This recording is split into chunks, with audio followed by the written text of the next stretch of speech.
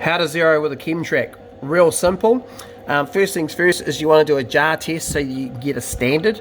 Once you've got that standard from the results of your jar test, then you would adjust the pumps on site in order to make the result happen in the field and copying what the jar test results are.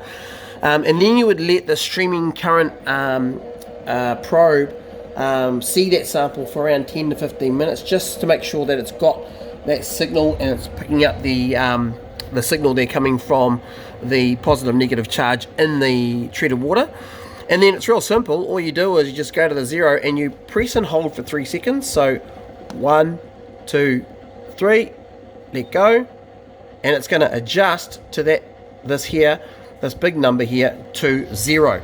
Now just to let you know, what we've got is that means that the current plant is optimal, and that's where we want things to be perfect at. If this number goes negative, then the pumps are going to ramp up in order to bring it back to 0, and if this pump goes positive, then the pumps are going to slow down in order to bring this back to 0.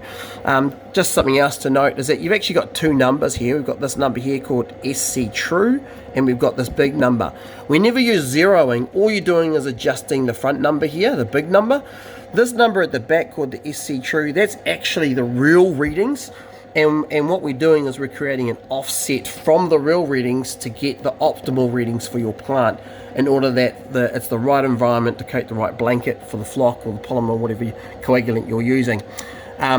But yeah, that's the main thing to know between these two. So this is another word for this would be the raw value that's always there, and this is an adjusted value.